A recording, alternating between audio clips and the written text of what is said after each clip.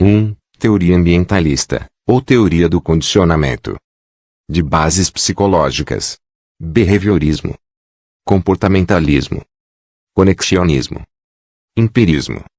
É uma via de mão dupla. 2. Teoria interacionista, ou teoria cognitiva. De bases cognitivas. Racionalismo ou construtivismo. Inatismo. É uma via de mão única. Teoria ambientalista. Associanismo. Teoria do condicionamento. Bases psicológicas. Behaviorismo, vem do inglês behavior, que significa comportamento. A aprendizagem ocorre através da observação de comportamento e interação com o meio. A criança é influenciada através de estímulos, recompensas ou punições. Os estímulos geram respostas. A aprendizagem é feita por meio de tarefas. A memória se dá devido a experiências repetidas. A criança é como uma folha em branco, ao contrário do que diz a teoria do cognitivismo que veremos mais adiante. Não respeita as fases de desenvolvimento da criança, mas acredita que o desenvolvimento se dá através do contato. A aprendizagem ocorre por meio de condicionamento. Comportamentalismo.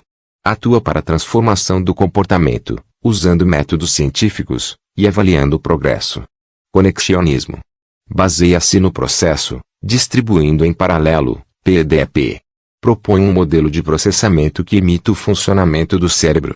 Para o conexionismo, o conhecimento da linguagem, do mundo, e o processo do conhecimento, não são modificadas no cérebro na forma de símbolos fixo, mas como elemento distribuídos em diferentes neurônios conectados em si.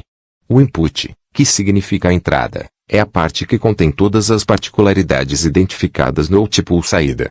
É rico com mapeamento de detalhes, inclusive com fonéticos. O output representa a fonética, e pode variar dependendo da hierarquia probabilística. Empirismo. Aristóteles. O conhecimento resulta no acúmulo da experiência sensorial. Via de mão única. O indivíduo aprende com o meio, sem alterá-lo. Behaviorismo metodológico.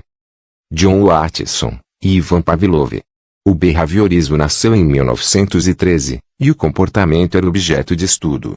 A aprendizagem é através das experiências internas, fornecidas pelos sentidos.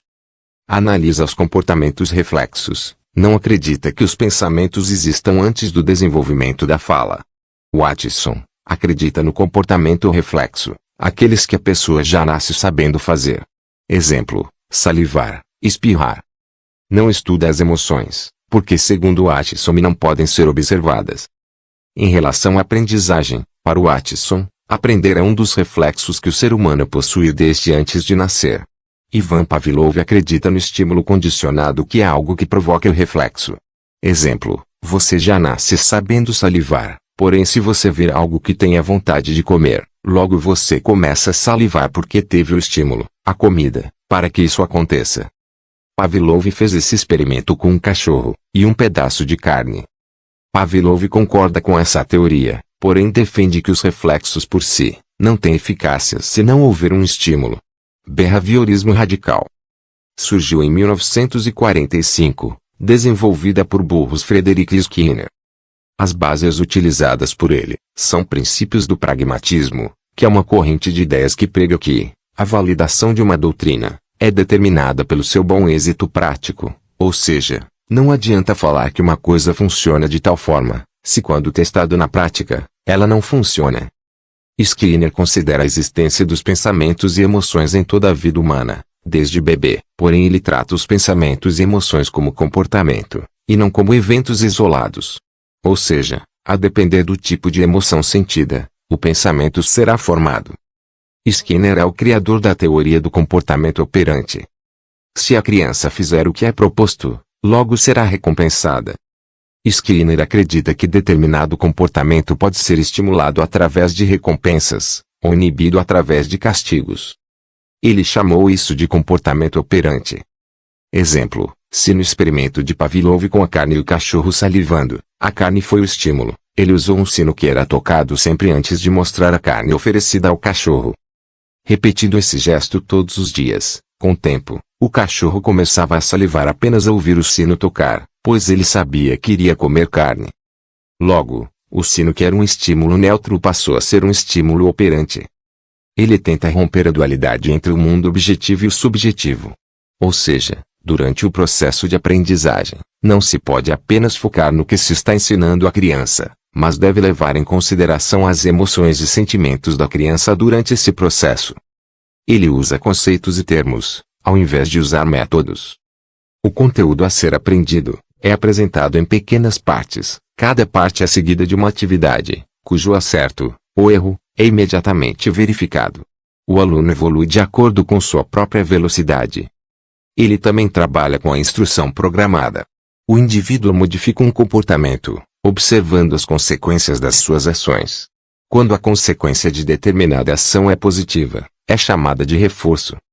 Exemplo: se uma pessoa conta uma piada em público, e as pessoas da sua volta dão risada, a probabilidade dela continuar fazendo piada é muito grande. E se ninguém der risada, provavelmente ela não irá mais repetir esse comportamento de contar piadas. A risada das pessoas é um reforço para que ela repita esse comportamento. Behaviorismo social, STATS. O behaviorismo social nasceu em oposição ao metodológico e o radical. STATS não concordava com as ideias de Watson e Pavlov. Para ele, a aprendizagem se dá por meio da interação do homem com o ambiente. Resumo: comportamento reflexo, Watson. Estímulo condicionado, Pavlov. Comportamento operante, Skinner. Junção de todos acima, STATS.